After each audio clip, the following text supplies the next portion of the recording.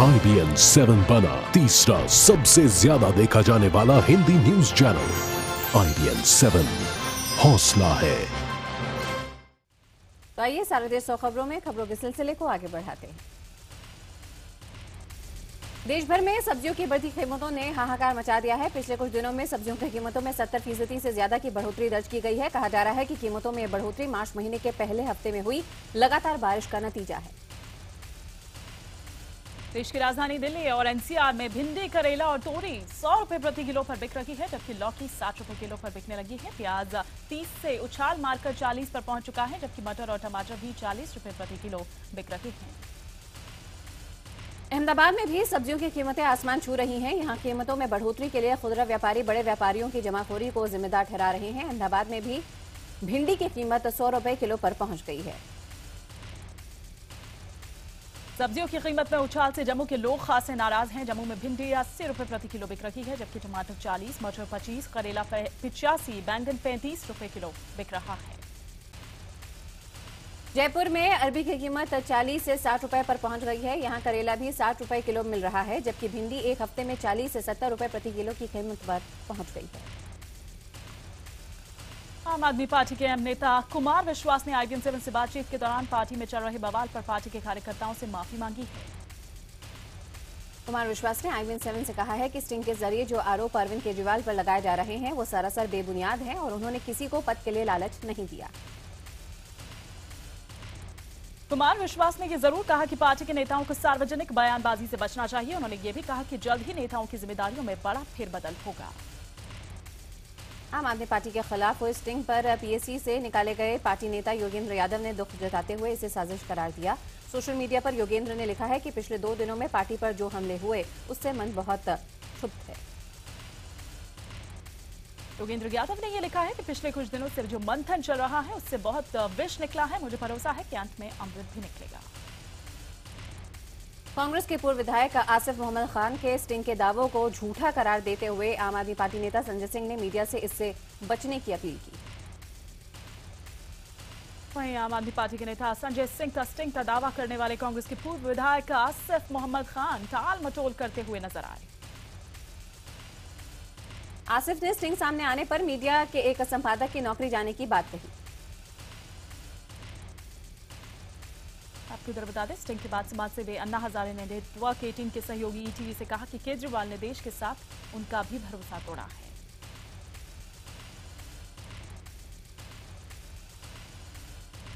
दिल्ली में आम आदमी पार्टी सरकार ने सरकार का पहला 1 महीना पूरा होने पर रिपोर्ट कार्ड जारी करते हुए अपने काम का लेखा जोखा पेश किया। उप मुख्यमंत्री मनीष सिसोदिया ने प्रेस कॉन्फ्रेंस में बताया कि सरकार ने दिल्ली के हर निजी अस्पताल में गरीबी रेखा के लिए आरक्षित खाली बिस्तरों की जानकारी ऑनलाइन कर दी है।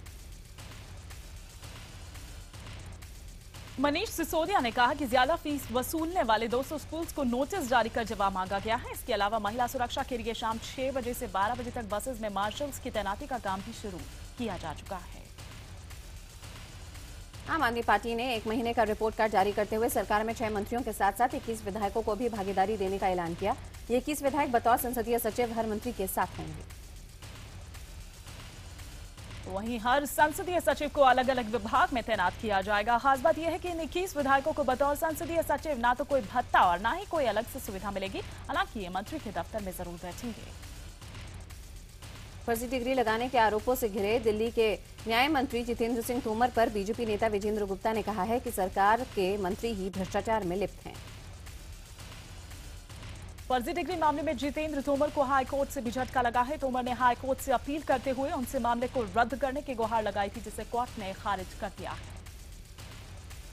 आपको बता दें कि RTI से मिली जानकारी के आधार पर एक शख्स ने यह आरोप लगाया था कि जितेंद्र तोमर ने फर्जी डिग्री के आधार पर वकील के तौर पर पंजीकरण कराया था।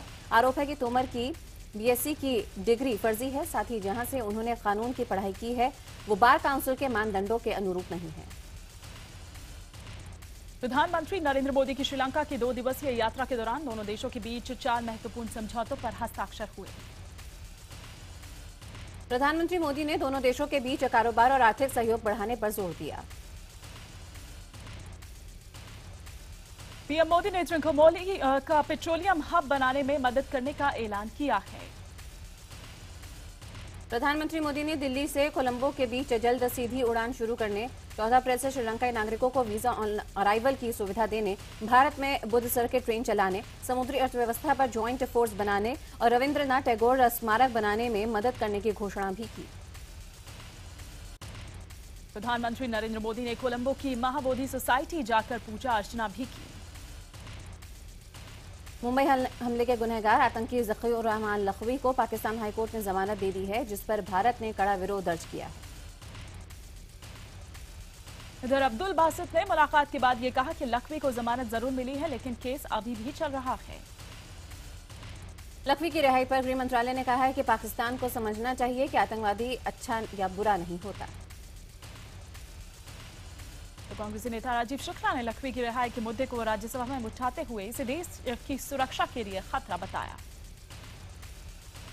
कश्मीर का गलत नक्शा छापने पर आरएसएस के मुखपत्र ऑर्गेनाइजर को शिवसेना के मुखपत्र सामना ने मूर्ख पत्र करार दिया। और विपक्ष ने संसद में इस मुद्दे पर सरकार को घेरा तो सरकार ने आश्वासन दिया कि जो छपा है उसकी जांच कराई जाएगी।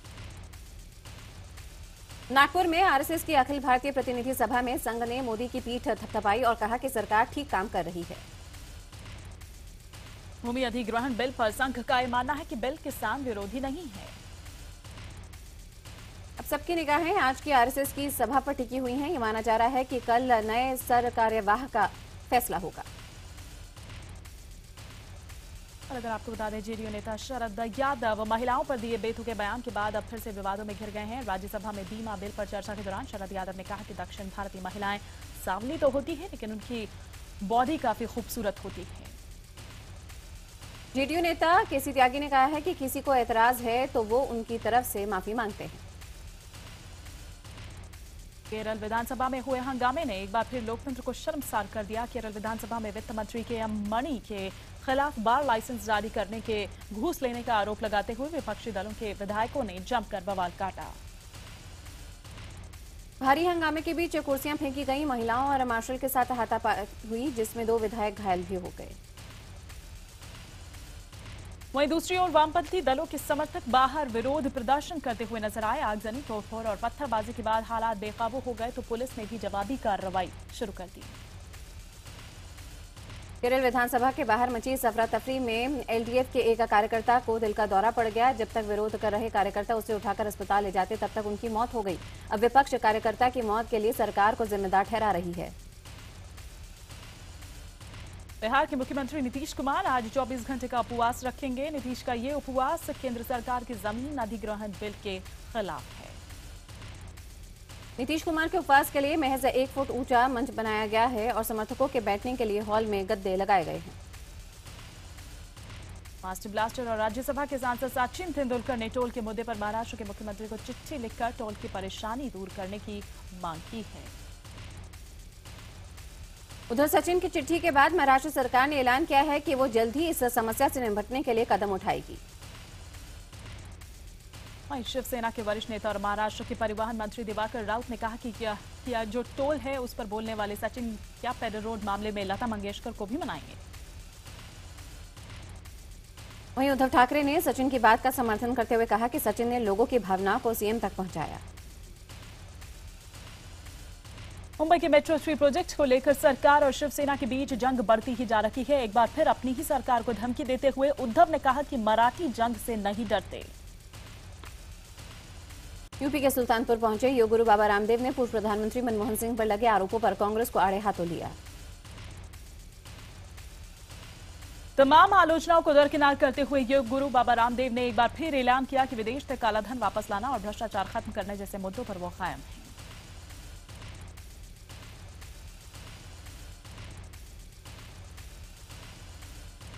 आज सोनिया गांधी को कांग्रेस अध्यक्ष के पद पर बने हुए 17 साल पूरे हो गए हैं। सोनिया ने 1998 में कांग्रेस अध्यक्ष का पद संभाला था।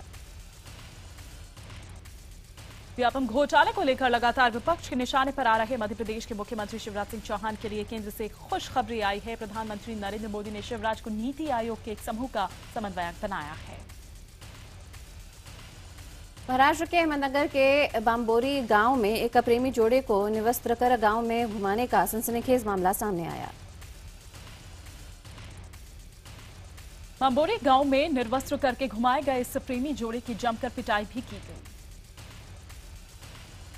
यूपी के सहारनपुर में एक मां ने अपनी ही 5 महीने की बच्ची की दरांती से गला काटकर हत्या कर दी। आरोपी महिला ने यह बताया कि उसने बच्ची की हत्या के बाद उसका खून पिया।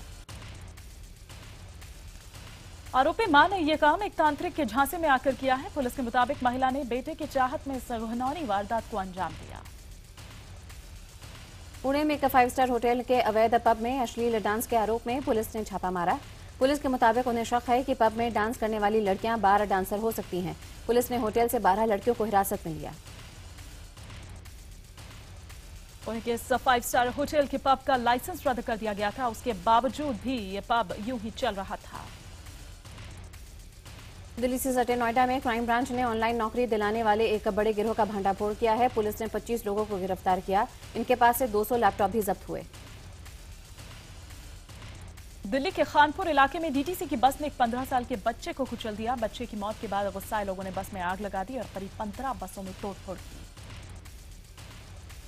छतरपुर में अपनी पत्नी और 2 बेटियों को कार में जिंदा जला देने वाले आईआईटी इंजीनियर प्रवीण मनवरे के झूठ का खुलासा पुलिस ने किया।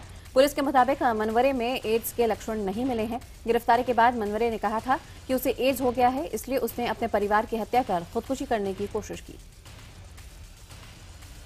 अब पुलिस ये पता लगाने की कोशिश कर रही है कि आखिर मनवरे ने अपनी पत्नी और बेटियों की हत्या क्यों की। आगरा के शाहगंज इलाके में एक युवती की उसकी मां के सामने ही पीट कर हत्या कर दी गई। यूपी के कानपुर देहात के थाना रसूलपुर में एक बेटी ने बहादुरी दिखाते हुए अपनी बारात को वापस कर दिया। आपको बता दें, कारेरामपुर गांव की इस बहादुर बेटी लवली ने अपने दूल्हे की पढ़ाई के मामले में झूठ बोले जाने के बाद यह कदम उठाया। कानपुर की इस बहादुर बेटी लवली ने शक होने पर बारात लेकर आए दूल्हे की गणित की परीक्षा ली। गोरखपुर के दीवानी न्यायालय में वकीलों ने एक शख्स की जमकर पिटाई कर दी। इलाहाबाद कोर्ट में दरोगा के हाथों वकील की हत्या के बाद उठा बवाल थम नहीं रहा। अब बस सारी हदें पार करते हुए मुरादाबाद के एक वकील राज बहादुर सिंह ने यह फरमान जारी किया है कि जो भी दरोगा का सिर कलम करके उन्हें देगा वो उसे 5 लाख रुपए देंगे।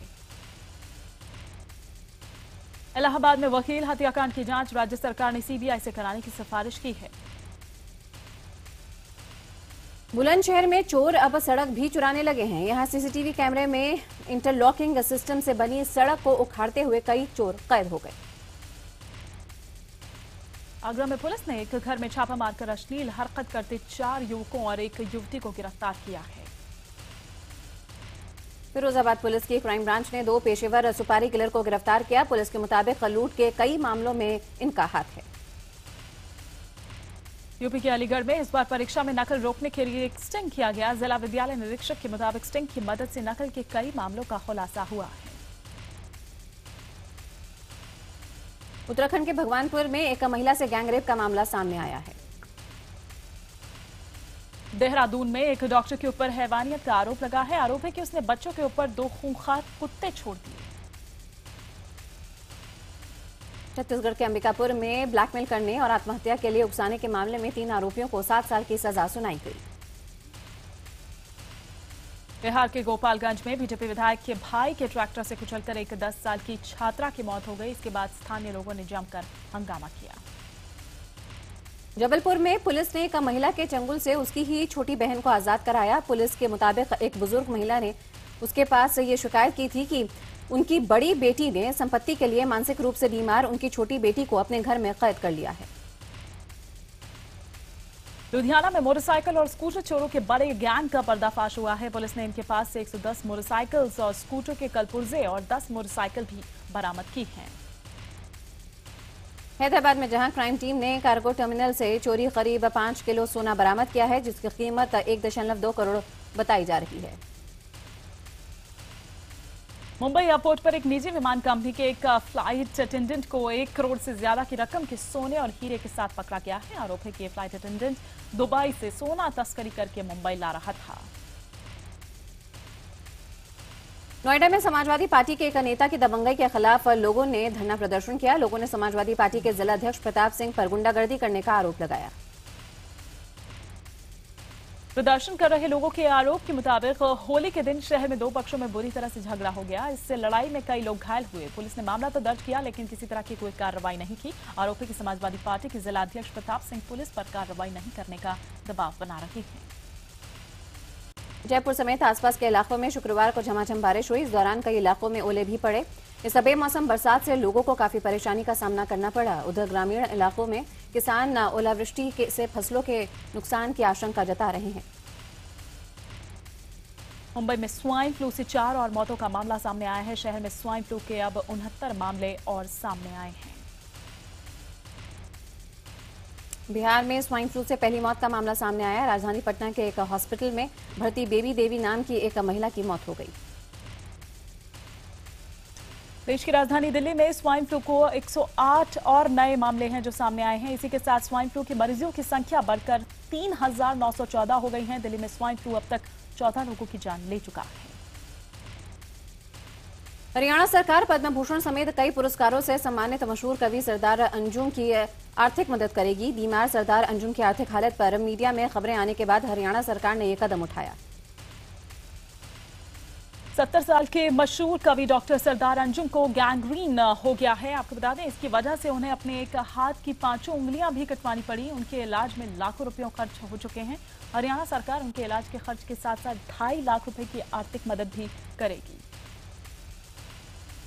छत्तीसगढ़ के धमतरी जिले में कई स्कूल भगवान भरोसे चल रहे हैं। शिक्षा विभाग ने जब स्कूलों का अचानक निरीक्षण किया तो कई स्कूलों से टीचर गायब।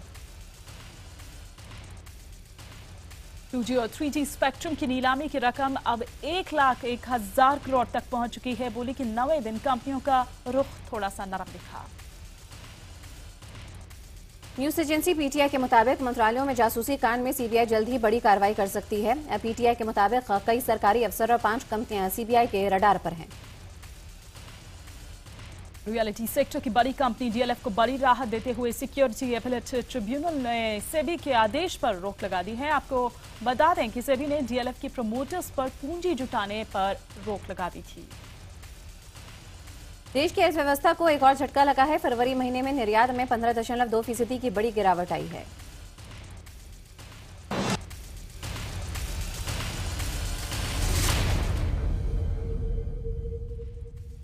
अमिताभ बच्चन और दीपिका पादुकोण की अगली फिल्म पीकू इस साल 8 मई को रिलीज हो रही है। अनुराग कश्यप की टीवी सीरीज युद्ध में अमिताभ बच्चन के साथ काम कर चुकी मोना वासु के साथ छेड़छाड़ का मामला सामने आया है। अमिताभ बच्चन हाल ही में पारंपरिक दक्षिण भारतीय परिधान मुंडू में नजर आए। वो एक विज्ञापन फिल्म की शूटिंग कर रहे थे। हेराफेरी की तीसरी कड़ी में जॉन अब्राहम डबल रोल में नजर आएंगे। आपको बता दें कि जॉन के दोनों किरदार एक दूसरे से उलट मिजाज के होंगे। फिल्म उड़ता पंजाब के निर्देशक अभिषेक चौबे ने आलिया को अपने रोल के लिए कुछ दिनों तक अपने बालों की केयर नहीं करने की सलाह दी है। संगीतकार अल्ताफ राजा तुम तो ठहरे परदेसी पार्ट 2 पर काम कर रहे हैं। 1997 में अल्ताफ का गाना तुम तो ठहरे परदेसी ने काफी धूम मचाई थी।